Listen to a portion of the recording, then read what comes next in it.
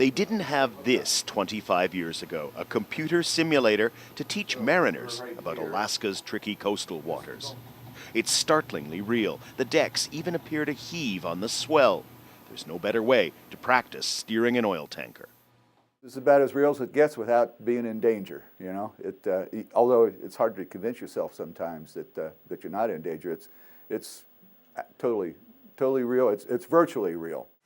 When Exxon Valdez hit Bligh Reef in 1989, millions of liters of crude gushed into Prince William Sound. Beaches were fouled, fish and wildlife coated in toxic tar. The cleanup and the court cases went on for years. A quarter century after the unthinkable happened, the waters off Alaska's southern coast look clean again, the scenery as splendid as ever. But problems remain with the environment, with animals, and with humans. Thousands lost livelihoods as fish stocks collapsed. Bob Linford left his salmon boat to scrub beaches. Then he fell ill, probably from chemicals used in the cleanup. Years later, it took a transplant to restore his health.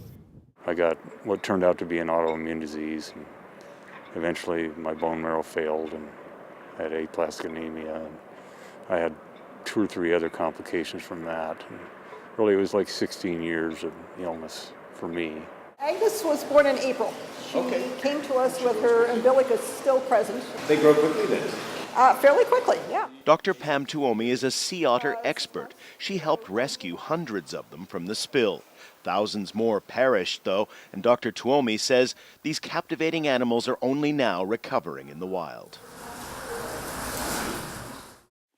This is Exxon Valdez crude oil collected 25 years after the date. They're still finding oil on shore. Rick Steiner worked on the Exxon Valdez disaster. Now he helps clean up spills around the world. He's learned that transporting petroleum is risky, and there's only one way to lower that risk. There's been more oil produced and burned in the world since the Exxon Valdez oil spill than all of human history up until that date. It's pretty stunning. So we've got to get better at using oil more efficiently and transitioning to a low-carbon, sustainable energy economy. Until that happens, those who live in this spectacular place can't help but worry about another spill. The wreck of the Exxon Valdez did lead to safer shipping here, but with ill effects still lingering and the demand for oil growing by the day, the disaster lives on in the minds of many. Daniel Lack, Al Jazeera, off Seward, Alaska.